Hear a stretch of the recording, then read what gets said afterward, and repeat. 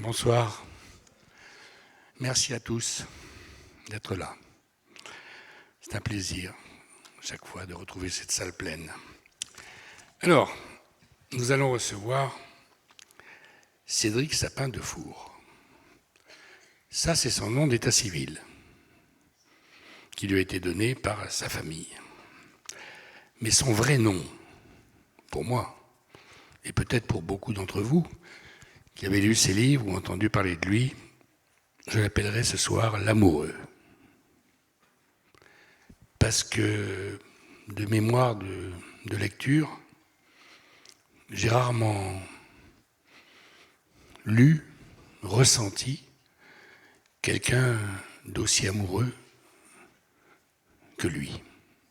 Alors on a décidé de lui changer son nom de famille pour 1 heure. On va lui demander s'il est d'accord. Amoureux de la vie, amoureux de la nature, si vivante, présente, indispensable pour lui, qui fait partie de son corps. Amoureux de Mathilde, sa compagne, sa femme, et amoureux de la beauté. Alors on va dire même multi-amoureux. Il n'est pas seulement amoureux, d'ailleurs, quand on cherche le meilleur nom possible pour lui. C'est un amoureux fou. Fou de la vie, de la nature, de Mathilde et de la beauté. Et à le lire, on sent que sans cette puissance-là, d'amoureux fou, rien n'aurait été possible de tout ce qu'il a traversé ces derniers temps. Vous êtes il est entré dans notre vie à tous, à des millions d'habitants à travers le monde, parce qu'il a été traduit en de nombreuses langues, à travers son livre « Son odeur après la pluie ». Et là, il s'est passé quelque chose d'assez incroyable, c'est qu'il a été tiré à 5-6 000 exemplaires. Mais la force de son amour pour tout ce qui est vivant et des rapports qu'il avait avec son chien ont fait que c'est cet amour si puissant qui lui a permis d'être répandu, ressenti par beaucoup de gens qui ont commencé la lecture d'un livre dont quasiment personne n'avait signalé la parution. C'est un phénomène unique qui est dû précisément à la force de ce qu'il exprimait dans ce livre. Alors, d'ailleurs, on va en parler bien sûr, mais la force de son livre montre comment la force d'un sentiment, lorsqu'il est vrai, ressenti, exprimé avec son talent d'écrivain, c'est capable de tout changer dans une société. Il faut simplement que quelqu'un le ressente aussi fortement et l'exprime avec autant de talent. On va recevoir Cédric Lamoureux.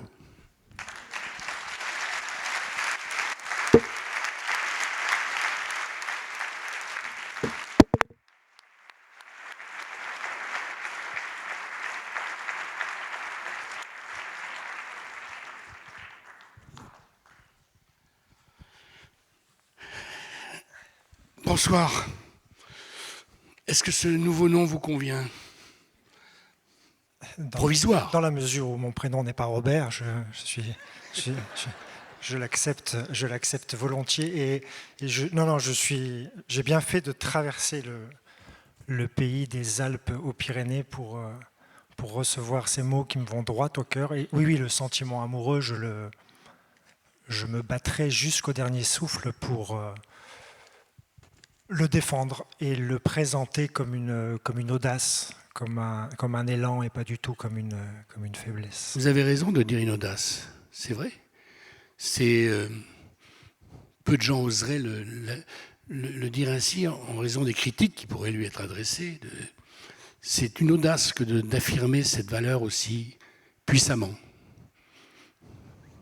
En tout cas, je sens bien, je vis quand même dans le monde et je sens bien qu'aujourd'hui, si vous exprimez votre sensibilité à la beauté du milieu, du monde, vous êtes dans une sorte de mièvrerie, de béatitude, si vous exprimez une forme de croyance dans la bonté des êtres, c'est de l'angélisme. Oui. Si vous exprimez de la gratitude à l'endroit d'une corporation, d'un groupe, c'est de la démagogie.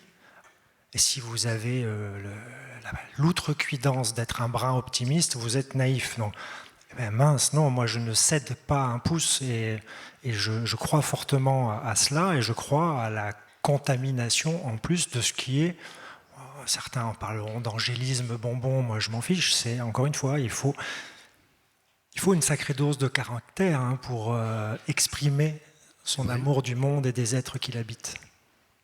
D'ailleurs, vous en avez reçu la preuve par le livre sur l'odeur du chien après la pluie. Vous avez eu la preuve que c'est cette force-là qui a permis la multiplication de lecteurs.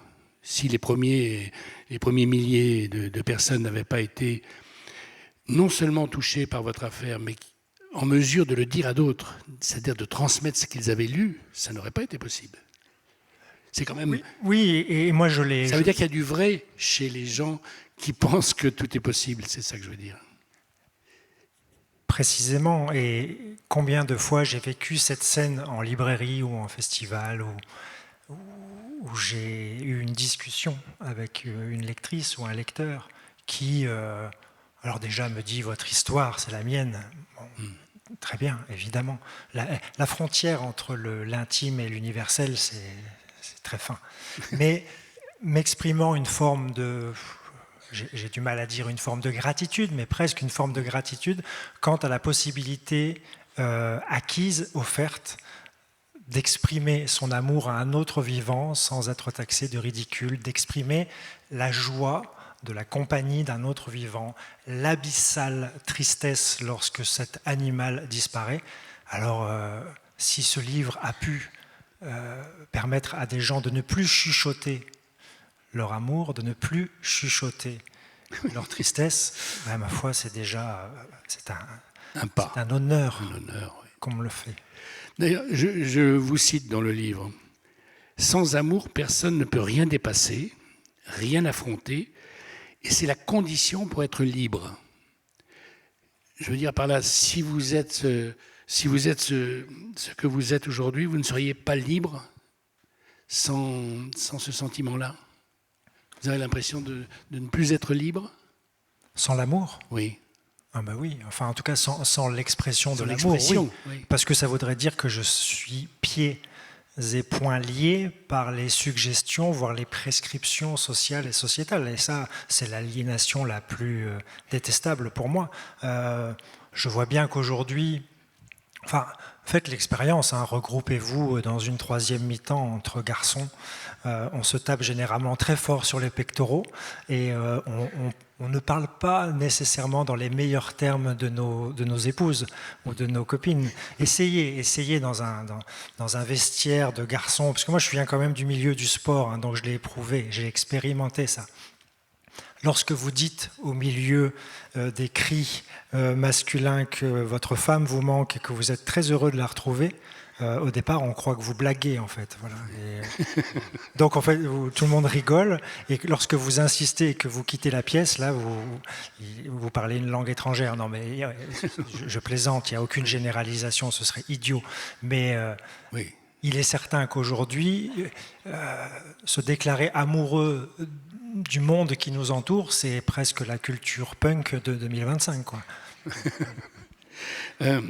Il y a une autre chose qui fait votre personnalité, c'est le rapport avec la nature, avec les montagnes.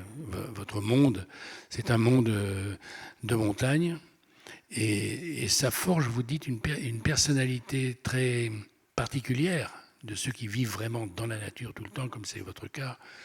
C'est l'humilité. C'est-à-dire qu'on est dans un milieu où ce n'est pas nous qui décidons de tout. Et je crois que ça change beaucoup les personnalités. Cette espèce de conscience que la liberté, c'est pas ce qu'on croit. Dans un milieu, il y a des limites. Oui, là on parle entre gens de montagne ici, donc je pense Oui, et les gens qui sont ici, ils ont oui, les Pyrénées en face tous les matins et les soirs. j'ai eu la chance que mon train Toulouse-Pau Oui, parce que ça a été une aventure, son arrivée. soit peu coopératif, donc j'ai pris une voiture. Je remercie d'ailleurs David qui m'a conduit et qui m'a expliqué la chaîne des Pyrénées. Donc nous sommes entre gens de montagne. Évidemment qu'il y a certainement d'autres territoires font œuvre de cette pédagogie, puis une œuvre élégante. Ce n'est pas surligné, C'est ça. voilà, c'est au fil de l'eau, au fil des jours que l'on passe en montagne. Il y a certainement d'autres territoires, l'océan, la mer, évidemment, et d'autres que je ne connais pas. Moi, je connais la montagne, parce que j'ai eu la chance, la cigogne m'a déposé généreusement dans un foyer de parents aimants et de parents m'ordonnant d'aller jouer dehors. Et de rentrer lorsqu'on ne voit plus grand-chose. Donc j'y ai pris goût et j'ai décidé de consacrer vraiment mon existence à cela. Évidemment, ça a été dit et redit, mais c'est une réalité physique et plus qu'une réalité symbolique. Lorsque vous êtes en montagne et lorsque vous pratiquez les activités que l'on dit à risque, et ça je pourrais en parler des heures parce que je considère moi que je prends plus de risques quand je suis sur le périphérique lyonnais que dans la face nord des Grandes Jorasses, mais vraiment, je peux défendre ça, je peux en parler. Il n'empêche que quand vous êtes dans ces milieux-là, évidemment, vous rappelez que vous n'êtes qu'un petit vivant parmi les autres. Alors déjà au regard des autres vivants, des animaux. Vous allez dans ces endroits-là, vous allez dans ces ambiances-là, vous allez muni de matériel, muni de moult protections. Et vous évoluez au milieu des étagnes, au milieu des aigles, au milieu qui n'ont rien de tout ça. Qui n'ont rien de tout ça et qui vivent à l'année et qui vivent à la nuit dans ces montagnes-là. Et vous passez être prétendument supérieur. Donc déjà, ça vous rappelle quand même quelle est votre place dans... Je ne sais pas pourquoi, moi je veux bien qu'on m'explique, mais je ne sais pas pourquoi au fil des siècles et des millénaires, nous avons pris, nous, cette place-là, en haut de la pyramide, parce qu'il me semble que lorsque je vois d'autres vivants, ils sont dotés de qualités que je n'ai pas. Donc c'est un milieu, oui, qui vous rappelle votre petitesse, ce qui n'empêche pas d'y avoir des talents, ce qui n'y empêche pas d'exprimer des forces, des compétences, de faire preuve de certaines ressources. Et dans sa prodigalité, dans sa générosité, la montagne, en plus, elle vous offre, vous, petit homme, de par les expériences que vous vivez en montagne, de partager. Et de grandir un peu aussi. Et de grandir. Et de grandir.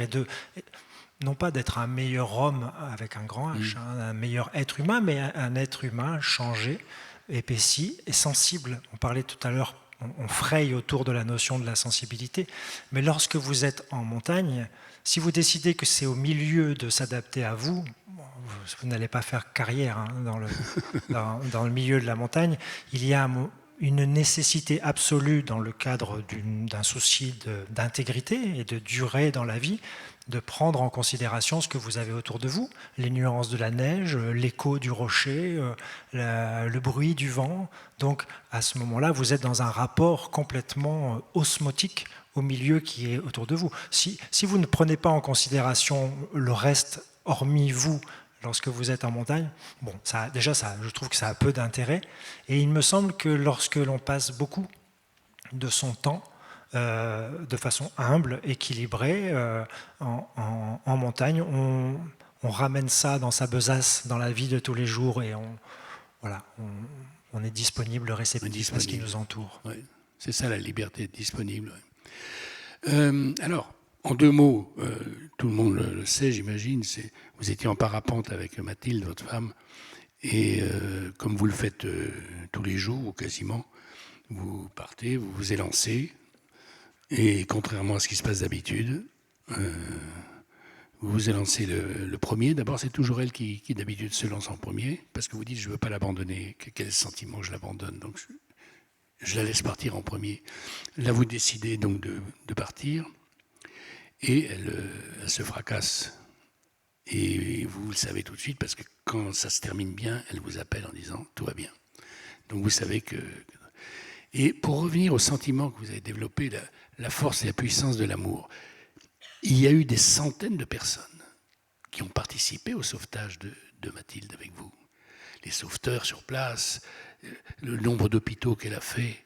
Et s'il n'y avait pas eu ce rapport entre elle et vous, aurait-il eu autant d'efforts pour la sauver?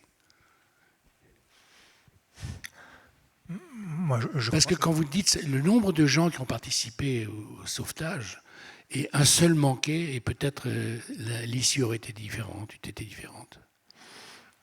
Il est en tout cas évident que lorsque la vie vient cogner comme ça, mais encore une fois, hein, nous ne sommes pas, Mathilde et moi, les détenteurs exclusifs de la rencontre d'une épreuve et d'une vie qui bascule. Nous, ça prend la forme d'un parapente dans le granit italien, mais c'est tous les jours que, les accidents, que soudainement la vie bascule et que la vie du soir n'est plus la vie du matin. Et ça, on n'y est pas préparé. Mais bon. Et heureusement, certainement que chaque matin, on se lève en disant que la journée finira bien, sinon ce serait un chemin de croix permanent. En tout cas, parmi toutes les certitudes, parmi toutes les cartes qui ont été rebrassées au gré de cette épreuve dans nos vies confortables et dans nos vies jusqu'alors protégées de la douleur, il y a la conscience pleine, absolue, convaincue de l'appartenance à une humanité. Parce que quand vous êtes depuis des mois et des mois à vivre dans un van, à parcourir 9 mètres carrés, c'est ça 17 mètres cubes. À 17 mètres cubes. 17 mètres cubes. Donc, oui, cubes, oui. Donc vous éprouvez la promiscuité. Et puis alors en plus, quand vous sortez du fourgon, c'est pour vous encorder. Donc vous voyez vraiment, l'espace, il est réduit. Une tentation, mais je pense qu'on n'est pas tout à fait sur ce registre-là, mais une tentation est de penser de façon complètement erronée que l'on se suffit. C'est-à-dire vous parcourez les montagnes d'Europe, vous êtes tous les deux dans votre van, un jour vous grimpez, un jour vous skiez, un jour vous volez, de temps en temps des compagnons viennent vous retrouver, vous passez quelques jours ensemble et puis ils repartent, vous faites des rencontres. D'ailleurs la vie en fourgon est très propice à ces rencontres-là, mais vous êtes quand même essentiellement tout seuls les deux, comme on dit avec Mathilde. Tout seuls les deux, comme cette phrase d'enfant que j'adore, enfin, tout seuls les deux. Donc il y a une petite tentation à se considérer en lisière du monde, sans besoin de personne et de s'auto-suffire. Et en fait, évidemment, lorsque vous tombez, lorsque la vie vous fait un croche-pied, eh ben, vous appelez à l'aide et vous vous souvenez, s'il le fallait, que vous faites partie d'une humanité, d'un groupe. Ça commence par les secouristes et puis après de cercle en cercle, mais tout le monde connaît ça lorsqu'il y a une épreuve. Ça s'appelle la famille, ça s'appelle les amis, les collègues, et ça s'appelle aussi les anges, c'est-à-dire des personnes qui passent comme ça, anonymes, et qui vous intiment de croire en la vie et de poursuivre. Quand vous êtes dans la nature, vous expliquez souvent qu'on est très attentif aux signes. Vous parliez tout à l'heure du vent. On est obligé de faire attention à beaucoup plus de choses qu'on ne l'imagine quand on n'est pas praticien de cette discipline. Et des signes, vous leur accordez vous faites semblant de les ignorer parfois, mais quand même, ça reste dans la tête. Et le jour de l'accident, un mois avant, vous aviez eu quasiment la même expérience, sauf que la fin était différente, puisqu'elle était tombée, mais dans de bonnes conditions, et elle vous avait dit tout va bien, etc., et tout s'était bien fini. Est-ce que ce signe-là vous a troublé pour la suite, en se disant il faut que je fasse plus attention, il faut que Et voilà. Est-ce que c'est quelque chose qu'on porte difficilement, finalement ? Est-ce qu'on a raté quelque chose ? Déjà, il y a une question de temporalité. Lorsque vous faites la lecture du passé, aujourd'hui, évidemment, vous débusquez tout ce que vous n'avez pas débusqué. La relecture de l'existence, c'est vrai, ça. Elle est très simple, en fait. Tout est évident une fois que c'est advenu. Eh oui, c'est vrai. Mais tout à l'heure, je parlais de la porosité au milieu. Il n'y a pas que le milieu. Alors, est-ce que c'est une nature personnelle ou est-ce que c'est un organe qui est supplémentaire parce que tant de temps à pratiquer la montagne et être... Mais moi, j'ai toujours été, et Mathilde aussi, à l'écoute de d'avertissement, de signaux d'encouragement ou de signaux de défiance et nous intimant de faire demi-tour. Il y a eu des moments où on les a écoutés. Il y a eu tant de fois où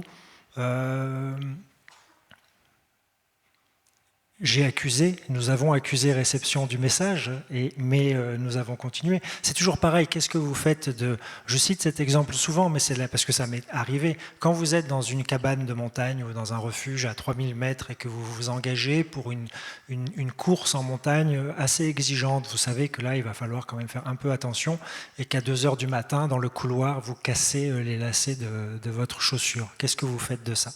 Est-ce que vous considérez que c'est un avertissement qui vous dit de rentrer tranquillement à la vie et d'aller vous recoucher au dortoir Edelweiss, de reprendre un chocolat chaud et puis de rentrer à la maison ? D'attendre que ça s'arrange. Voilà.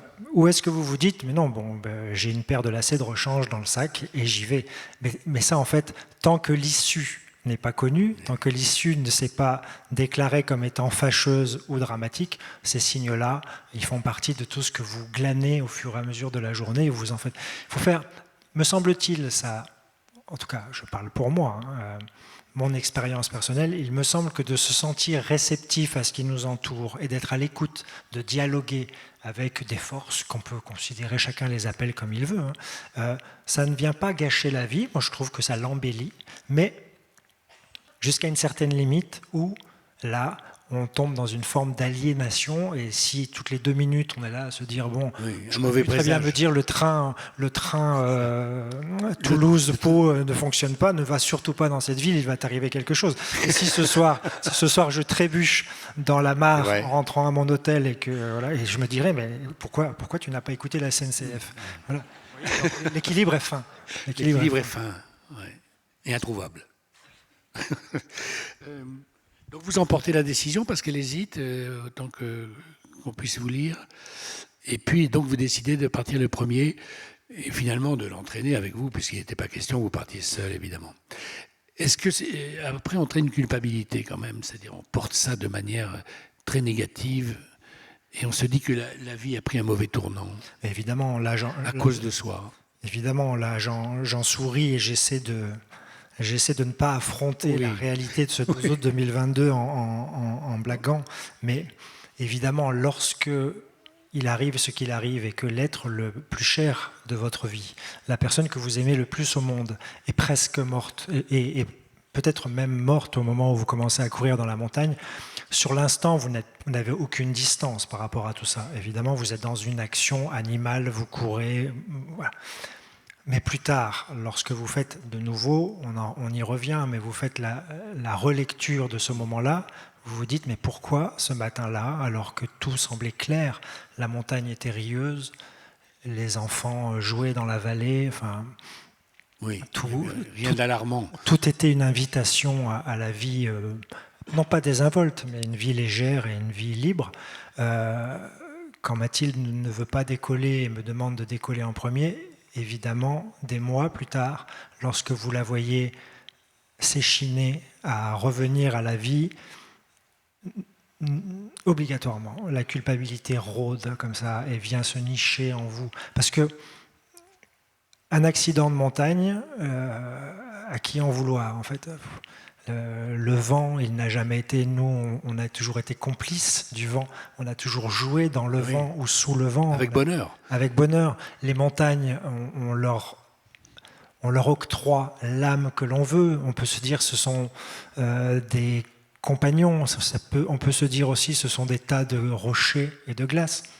Donc, elles ne sont pas coupables. Et vous cherchez le responsable, vous cherchez le coupable, et immanquablement, lorsque vous remontez la chaîne de responsabilité et que vous voyez votre femme souffrir, ne peut-être plus jamais avoir la vie qui était la sienne avant, et que vous vous souvenez du déroulé de cette matinée-là, évidemment que vous avez à composer et à vous battre et à trouver un terrain d'entente avec ce fichu sentiment de culpabilité.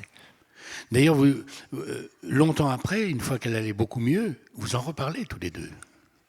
Dans le livre, vous avez un échange à ce sujet-là. Vous vous dites, mais moi je me sens un peu... Et elle insiste pour dire non, c'est moi qui suis coupable, elle dit même à un moment. C'est ça, j'ai trouvé ce dialogue formidable, parce que vous ne pouviez pas continuer de vivre sans en parler, évidemment, de ce moment-là. Et Oui. on sent que quelque chose de puissant vous empêche de continuer à être coupable. Dans son immense générosité et dans son immense amour, Mathilde m'a dit, et m'a dit avec haute décibel, m'a dit que je n'étais coupable en rien, et elle considère qu'elle a toujours été apte à prendre ses décisions. Il y a eu des moments où nous étions en montagne, où moi je considérais que tout était réuni pour que nous continuions, et où elle a dit non. Et donc elle n'était pas du tout suiveuse, hein, Mathilde, elle n'a jamais été comme ça. Notre cordée en montagne et de manière générale dans la vie, au-delà et ailleurs des cimes, c'est une cordée équilibrée de plein pied, horizontale. Enfin, moi j'ai une telle détestation de la hiérarchie que je serais... Bon, que la structure pyramidale vienne dans notre couple, ça me ferait très peur. Mais donc en montagne, nous avons parfois fait demi-tour parce que l'un ou l'autre ne sentait pas cette chose-là. Et lorsque, évidemment, lorsqu'elle a été en mesure de dialoguer, d'avoir un peu de distanciation, d'abstraction sur ce moment-là, et qu'elle en avait besoin, et que je lui ai exprimé mon grand sentiment de culpabilité, ou que je lui ai même certainement, est-ce que ça sert à quelque chose, mais peut-être présenté une forme d'excuse. Elle a mis ça en balance avec les années et les années de bonheur, avec les centaines de journées où nous étions passés entre les gouttes et où nous avions enlacé la beauté de la vie, la beauté des lieux et le bonheur d'être ensemble. Donc, elle m'a très vite dit que dans la balance générale, voilà, ça ne pesait pas lourd. Et comme j'écoute à peu près... Et on peut lui accorder déjà d'être sincère. Je pense qu'elle le pensait vraiment. Ce n'était pas pour vous consoler. Je ne mets jamais en doute la sincérité. Les paroles de Mathilde. Non, parfois j'aimerais, mais non. Vous parlez à un moment de la douleur. Vous dites, pour celle que vous avez subie, vous... la fuir est impossible, elle revient toujours là où je me cache, la combattre est impossible. Et à un moment où Mathilde commence à récupérer, d'abord vous êtes sûr qu'elle va continuer de vivre, et ensuite le combat qu'elle mène pendant les premières semaines cause des douleurs épouvantables. Et vous êtes dans la situation où vous, cette douleur qu'on ne peut pas supporter, vous lui expliquez que la douleur est nécessaire pour qu'elle se rétablisse. C'est une position très délicate, difficile, troublante. Oui. Elle vous en a voulu à ce moment-là, probablement dans sa tête en se disant qu'on me laisse tranquille, qu'on me laisse finir, peut-être. Oui, de toute façon, c'est une chorégraphie qui est tellement... qui est tellement subtile, qui est tellement délicate, et que d'accompagner, que d'aider quelqu'un qui est cabossé et qui revient à la vie. Enfin, c'est tellement, s'il y avait un mode d'emploi, on le connaîtrait. L'amour que vous exprimez, que vous ressentez pour l'autre est nécessaire. Sans cela, vous ne faites rien. Mais c'est comme quand on apprend à danser le rock ou la valse ensemble, on n'est jamais à la bonne distance. Vous voyez, on est trop loin, on est trop près, on se marche un peu sur les pieds. Il faut du temps. Il faut du temps pour apprendre, pour s'accorder, à s'harmoniser et pour être le plus souvent possible avec le mot juste, avec le ton juste. Il y a des jours où vous arrivez avec votre gravité. L'autre n'en veut pas. Il y a des jours où vous arriviez avec une forme un peu plus de légèreté parce que vous vous dites que c'est peut-être ça qu'il faut, et à ce moment-là la personne n'en veut pas. Donc c'est puis vous avez ces phrases idiotes que vous lui dites que vous aimeriez partager la douleur, mais votre corps va très bien, mais quoi dire d'autre? Enfin, c'est très délicat, on apprend, c'est de laisser erreur au quotidien. Et moi, ce que m'a appris cette expérience, c'est de n'émettre aucun jugement quant à à la maladresse et quand parfois il faut évacuer les personnes maladroites, ça c'est sûr, c'est autre chose, parce que vous êtes dans l'instinct animal de protéger la personne de votre meute qui souffre. Donc vous éjectez les êtres, je ne dis pas toxiques, je déteste ce mot, mais les êtres nuisibles et qui en 2 mots peuvent détruire ce qui a été mis en place pendant des semaines et des semaines pour se reconstruire. Il n'empêche que vous faites partie des maladroits, donc ça s'apprend. Et il y a des moments où... Moi, j'ai beaucoup aimé cette image. Moi, on parlait tout à l'heure des anges. Et moi, il y a un médecin qui m'a accueilli, qui n'a pas été directement aux soins de Mathilde, mais qui nous a accueillis à Grenoble, Christophe, et qui est devenu un ami. Et dans ses premiers mots, ça faisait 15 jours, hein, Mathilde a été rapatriée en France. Dans ses premiers mots, il m'a dit « Tu vas voir ». Toi et Mathilde, vous allez passer dans les mêmes gares, dans les mêmes étapes, les mêmes gares. Les mêmes gares. On revient aux gares, vous voyez, mais oui. Dans les mêmes, aux mêmes étapes. Vous allez passer dans les mêmes gares, mais pas au même moment.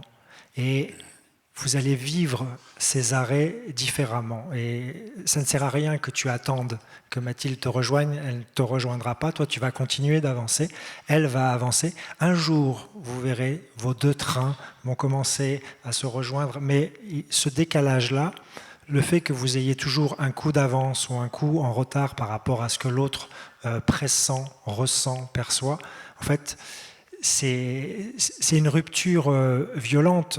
Lorsqu'en plus, depuis des mois et des années, il y a une sorte d'harmonie, de continuité entre vous. Donc c'est un apprentissage, cette dissymétrie. Oui, vous dites d'ailleurs très justement, aidant, le mot que vous venez d'utiliser, tout le monde sera aidant dans la vie.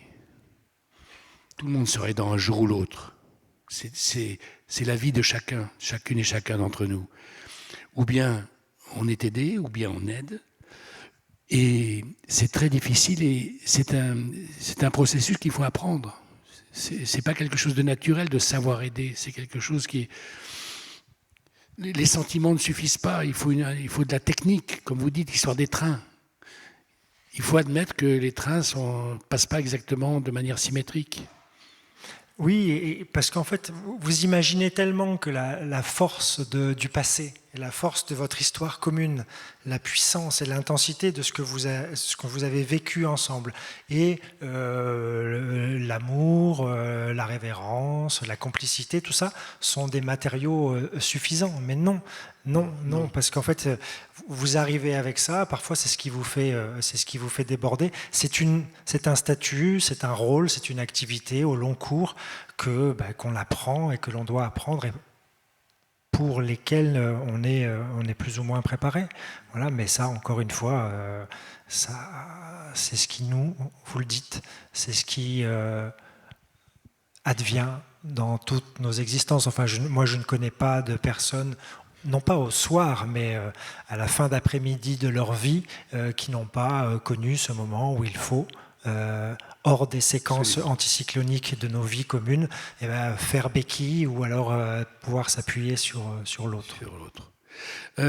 Vous avez eu recours à la prière parfois ou pas? Oui. Ah oui. Prière, oui. Après, de toute façon, c'est un moment où vous vous accrochez à tout ce qu'il y a autour, à toutes les branches.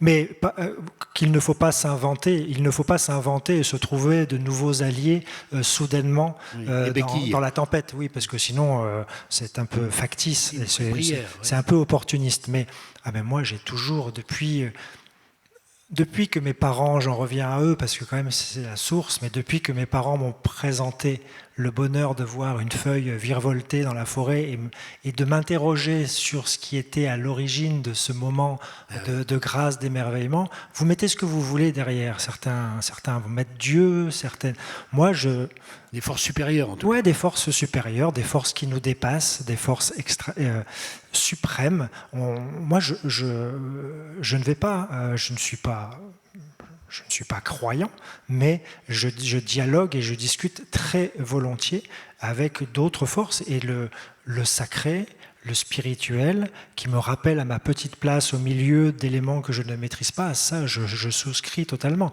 Et ça, en dehors des moments où la vie se cabre, où la vie devient difficile, ce sont en plus des moments où ces croyances-là, elles vous portent, c'est un élan, et ce sont des prières. Enfin, le registre lexical de la prière, de la croyance, du sacré, je veux dire, il n'appartient à aucune chapelle, pour moi. C'est vrai, vous avez raison.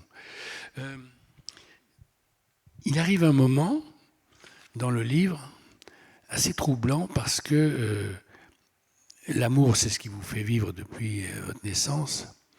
Et à un moment du livre, vous racontez une période, un moment en tout cas, où l'amoureux se pose des questions sur l'amour. Ça, c'est un moment qui doit vous troubler beaucoup parce que vous vous demandez, est-ce que c'est par amour que je fais ça ? Pourquoi je fais ça ? Est-ce que je le fais vraiment par amour ou bien il y a des choses cachées que je ne veux même pas analyser, mais des choses troublantes. Ça vous a troublé sur votre principe de vie ? Ah bah oui. Ce sont des moments où, si l'on s'estime certain, et catégoriquement certain sur ce que l'on est, sur ce que l'on éprouve et sur notre lien aux autres, on va pas bien loin. Donc on est remué, bouleversé, et donc tout est remis en cause, et notamment la définition de l'amour. Dans un premier temps, si Mathilde, ou tout être accidenté, ressort complètement différente de ce qu'il ou de ce qu'elle était avant.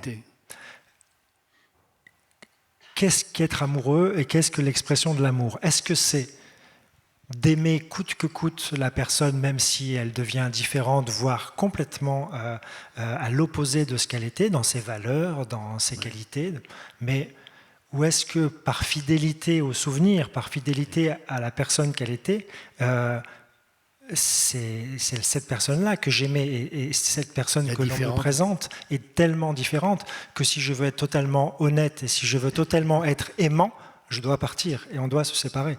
Mais ça, ce sont des questions vertigineuses. Enfin, oui, vraiment. Moi, ce sont des questions qui sont un peu larges pour mes épaules, mais que je me suis posées parce qu'elle se pose à ce moment-là. Et oui, bien sûr qu'elle se pose. Vous avez petit à petit, vous savez, dès les premiers jours en Italie, le neurochirurgien est venu me voir avec son mauvais français et moi, mon mauvais italien, en me demandant si c'était bien Mathilde que j'avais face à moi. Je ne comprenais pas cette question, je ne savais pas ce que ça voulait dire. Parce que si c'était une question de l'identité, évidemment que Mathilde, je la reconnaissais, elle était là, c'était bien elle. Et lorsqu'elle a été rapatriée en France, très vite, on m'a posé aussi cette question. Est-ce que c'est Mathilde ? J'ai petit à petit compris qu'on voulait me demander si l'identité de la personne qui était devant moi, à côté de moi, était la même voisine de celle d'avant.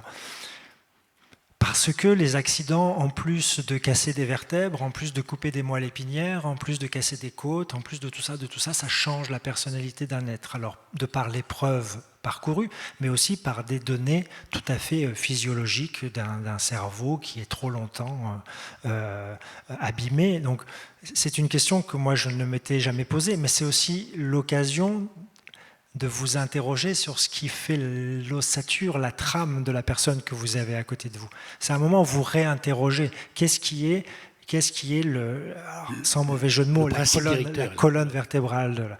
Et en fait, on s'aperçoit que lorsque l'on pense à un être, que ce soit l'être dont on partage les jours, ou que ce soit nos camarades, nos compagnons de vie, on peut définir, caractériser telle ou telle personne par un assemblage de 2-3 qualité, valeur, il y a quelque chose.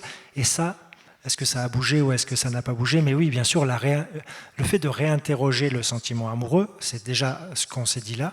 Et c'est aussi, lorsque vous accompagnez quelqu'un qui a été cabossé par la vie, vous avez déjà en face de vous un corps qui est mutilé, qui n'est plus le même corps de la personne à qui vous partagiez la vie. Et vous endossez toute une série d'autres rôles, d'autres statuts. Vous devenez l'auxiliaire de vie, vous nettoyez les pieds, enfin, il faut être très clinique, il faut être médical aussi. Et jusqu'au moment où vous faites réciter les tables de multiplication, enfin, etc. Donc vous devenez aidant, vous devenez accompagnant, vous devenez auxiliaire de vie. Est-ce que quand vous faites cela, vous venez épaissir, amplifier, élever le sentiment amoureux qui était le vôtre et qui vous unissait jusqu'alors, ou est-ce que vous le dégradez? Est-ce que vous passez à autre chose et que vous piétinez le sentiment amoureux parce que vous devenez simplement un admirateur, un auxiliaire, Ben ça, si vous avez la réponse, je suis très content d'être venu ici, parce que moi, mais je ne m'interroge pas, ça ne me réveille pas la nuit de façon cauchemardesque. Je trouve que c'est assez passionnant de s'interroger, une fois que les nuages noirs sont passés, de s'interroger sur la nature des liens que l'on a, que l'on entretient, que l'on tisse et que l'on maintient avec les autres, et ce qui fait l'identité profonde, solide d'un être. Vous avez aussi quelques phrases sur la sensibilité. L'habitude est de dire que quelqu'un de sensible est quelqu'un de fragile. Il est trop sensible, il ne supportera pas telle ou telle chose, etc. Ce garçon, cet enfant est trop sensible. Vous avez le raisonnement exactement inverse. Sans sensibilité, on n'est pas un homme. C'est une condition essentielle pour vous de la force, c'est-à-dire l'inverse de la faiblesse qu'on attribue à ceux qui sont sensibles. Mais c'est la force suprême. La sensibilité éprouvée et l'expression de sa sensibilité, c'est le témoignage d'un caractère, mais d'une puissance, d'une force, d'une couenne morale hors pair. Enfin, c'est beaucoup plus facile de se cacher derrière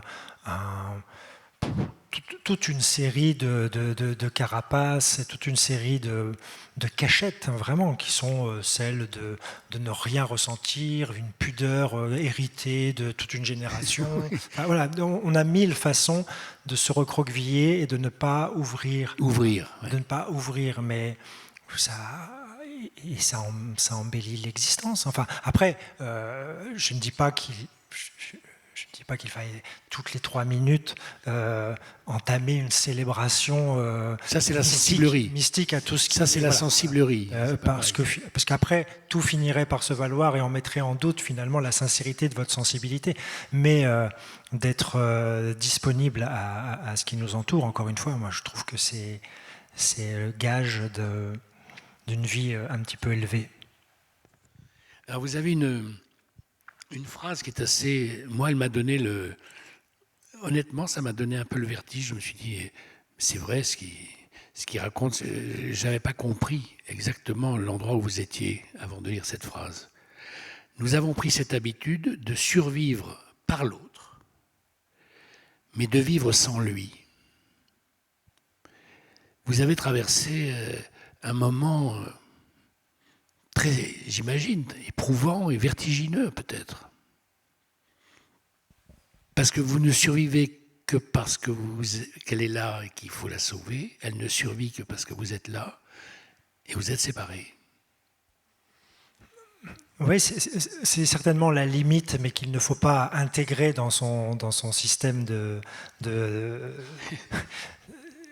non pas de gestion, ce serait surtout pas le bon mot, mais en tout cas de conduite de son existence, que de tout mettre dans le même panier du sens de son existence. Je ne dis pas que hors Mathilde, il n'y a aucune clarté, il n'y a aucune lumière, aucune raison d'apprécier l'existence et de la poursuivre. Mais cette relation fusionnelle, ou en tout cas cette relation à plein temps, et cette relation qui est en plus...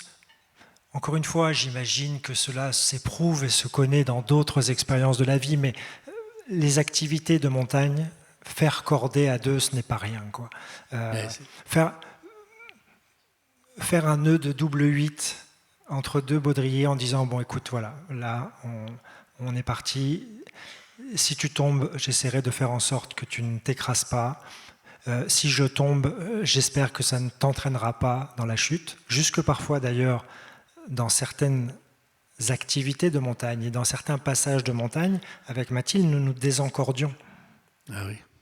Il y a, ça c'est une symbolique de l'existence, hein, c'est une métaphore de l'existence, mais il y a des moments où vous passez à ce qu'on appelle le solo à deux, mais de façon consciente, c'est-à-dire que vous dites là, sur le terrain qui est celui que nous parcourons actuellement, en montagne, il n'y a quasiment aucune chance, si l'un tombe, que l'autre le retienne, parce qu'il n'y a pas de point d'ancrage, parce qu'il n'y a pas... Donc à ce moment-là, vous faites un choix qui est quand même contre nature, vous vous désencordez en disant, voilà, si je tombe, je tomberai tout seul. Chacun son sort. Et ça, c'est dans la vie de tous les jours, vous pouvez vous dire à quel moment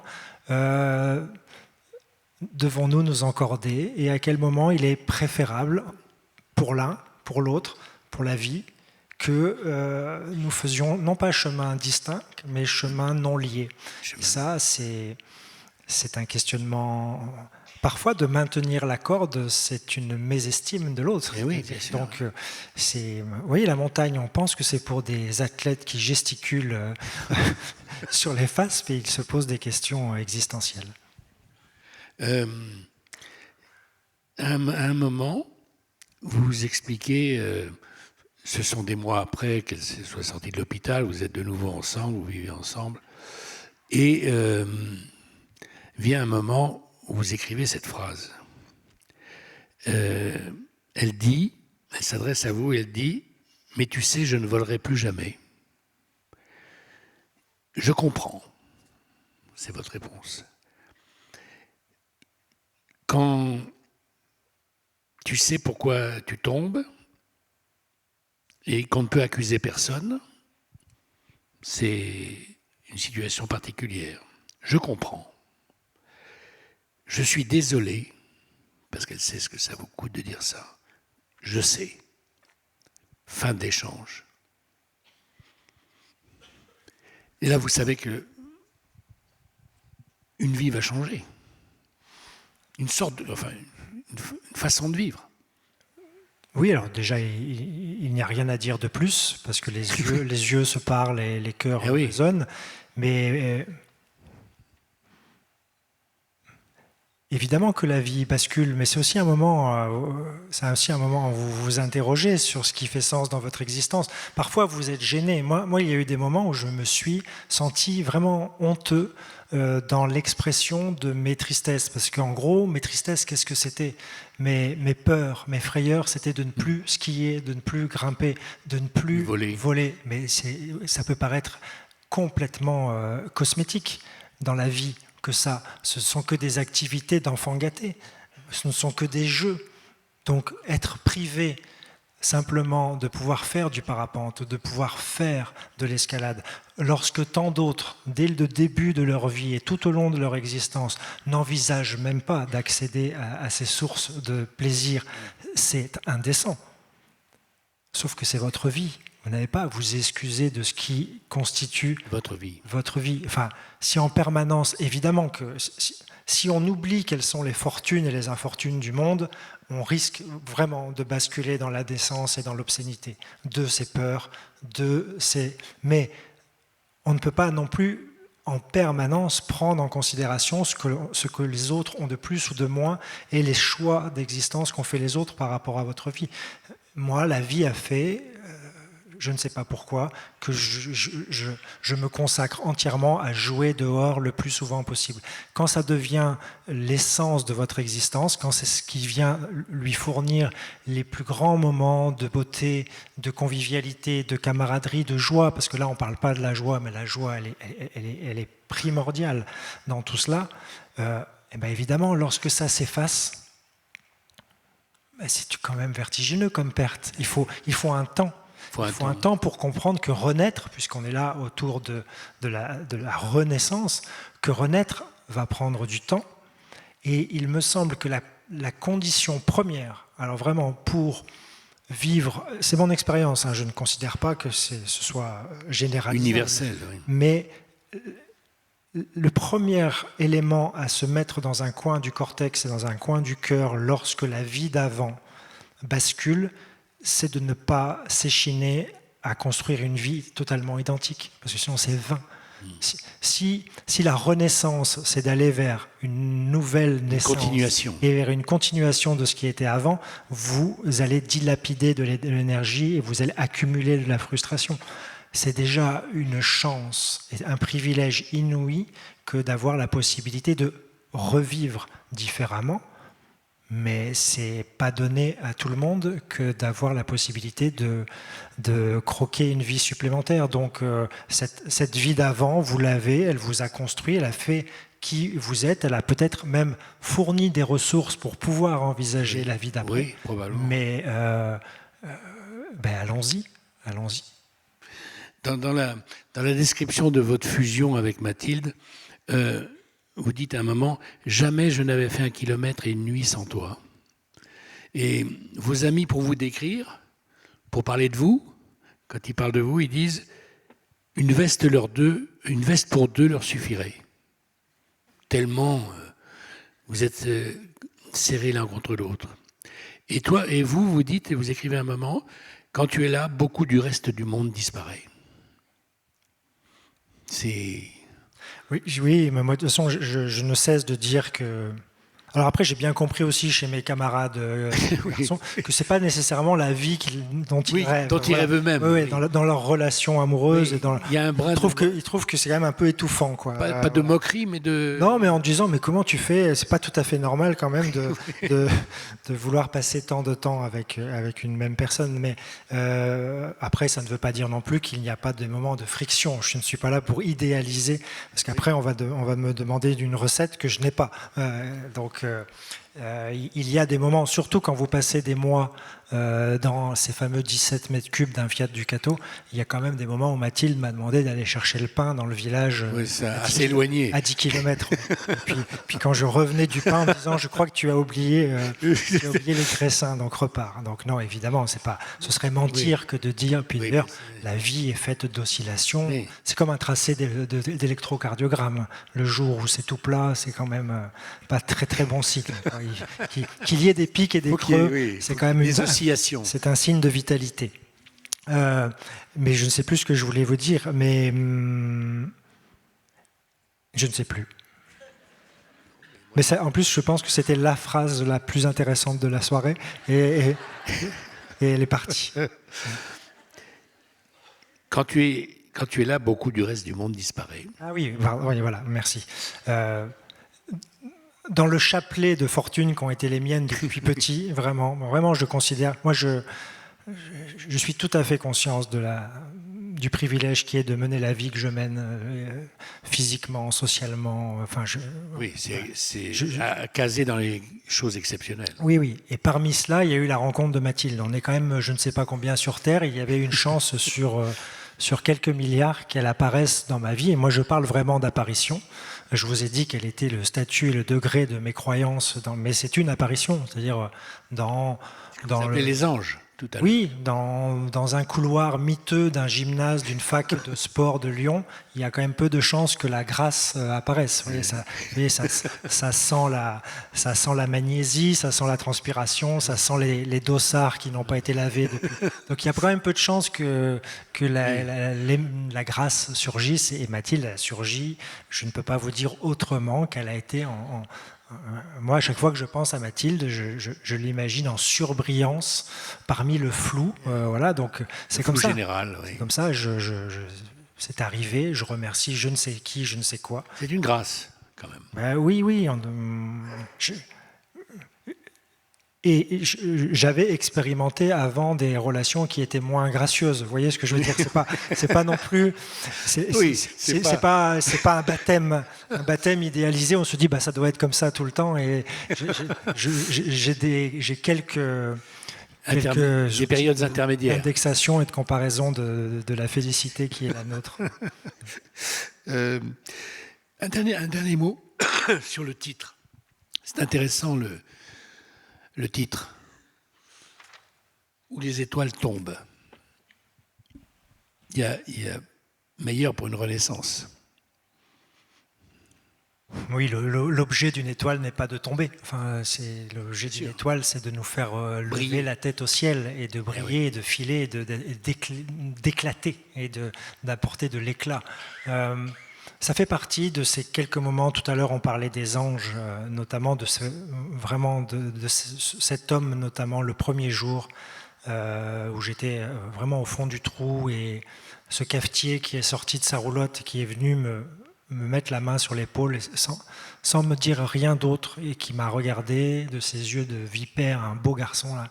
Et il m'a dit auguri. Il est passé auguri en italien, ça veut dire ça peut vouloir dire bonne fête, mais ça peut vouloir dire aussi bonnes augures. Ça veut dire crois en tout ça, la vie continue. Et qui a posé sa main, il m'a dit ça, il est reparti. Et parmi toutes ces rencontres fugaces, éphémères, mais terriblement merveilleuse, il y a eu une fois une personne qui n'avait rien à faire. Moi, je marchais de l'hôpital autour de l'hôpital comme je l'ai fait pendant des nuits et des nuits et des nuits, et je suis tombé sur cette dame qui regardait le ciel comme moi. Je pense qu'elle invoquait aussi ses forces supérieures en espérant que son être cher à elle, sa Mathilde à elle, passe la nuit, et elle m'a dit en italien que chez eux, en fait, les étoiles filantes, ça se disait les étoiles tombantes. Voilà, alors ça, stelle cadenti ou cadente. Et quand elle me l'a dit, évidemment que je n'ai pas attrapé ça en me disant un jour je serai à Pau en novembre et nous parlerons du titre. C'est juste que c'est venu, et comme ces espèces de petits pollens, ces petites graines qui viennent en nous, qui se posent, ça m'a paru évident que... Alors, au-delà de la cinétique du mouvement et du vol du parapente, ça me paraissait évident d'évoquer ces anges qui passent et qui vous intiment de croire en la vie et en l'émerveillement. Ouais. C'est vrai que les étoiles filantes tombent, mais qu'elles sont là depuis des millions d'années, oui. Et qu'elles brillent pour des centaines, des milliers de générations, et qu'elles vont continuer. Oui, et même celles que l'on voit encore aujourd'hui au-dessus de nos têtes et que l'on voit briller, pour certaines, elles sont mortes en fait. Mais oui, c'est ça.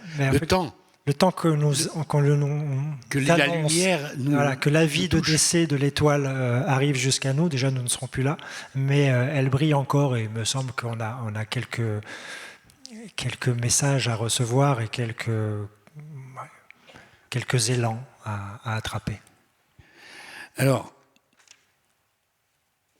on va laisser le public vous rencontrer maintenant, et je pense qu'ils seront nombreux à vous voir, parce que j'ai fait beaucoup d'entretiens dans ma vie, beaucoup, des milliers et des milliers.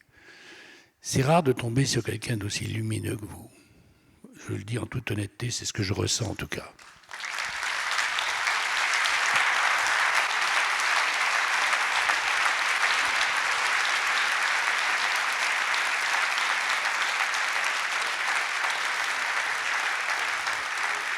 Vous êtes une étoile à vous tout seul. Non, mais je suis sérieux. Je pense que vous êtes un personnage très rare. Et en plus, vous êtes un écrivain. C'est-à-dire que non seulement il faut être lumineux, mais il faut savoir propager la lumière. Il faut savoir le dire, il faut savoir l'expliquer, il faut savoir que les autres en meurent d'envie. Et il faut cette double qualité à ce moment-là, non seulement de l'être, mais parler, écrire à des gens, et c'est ce qui est arrivé avec votre livre votre premier livre. Donner envie à des gens par milliers, par centaines de milliers, par millions si on compte partout, de partager votre luminosité et d'en avoir envie. Vous êtes quelqu'un de rare. Voilà.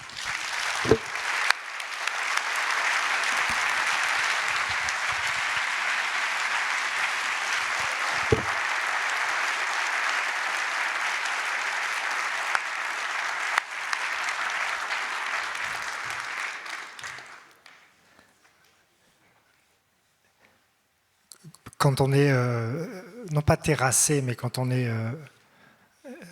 touché par l'émotion comme ça, il y a un système de défense, il y a une martingale qui est l'humour ou la légèreté. Donc vous voyez bien que si je confirme tout ce que vous avez dit sur moi, ça va paraître un peu suffisant, présomptueux. Donc non, mais je ne vais pas m'en sortir comme ça. Je vous remercie profondément de me le dire. Et je crois très fort en ce projet politique, en fait. Je crois très fort dans ce projet de la contamination, de la conviction en l'existence. Et encore une fois, ça ne veut pas dire capituler, ça ne veut pas dire ne pas être lucide, ça ne veut pas dire ne pas avoir des luttes, ça ne peut pas dire ne pas avoir conscience des dégradations de systèmes ou de dégradations de conditions de vie, ça ne veut pas dire être coupé des souffrances du monde, ça ne veut pas dire tout ça. Ça veut simplement dire que on ne va pas modifier l'existence en la déplorant en permanence, de toute façon, de fait. Donc autant se porter les uns les autres, et je crois très fort en la contagion de cet état d'esprit. Donc tout ce que vous avez dit, je le prends et je le mets au fond de moi, et ça me touche beaucoup. Merci.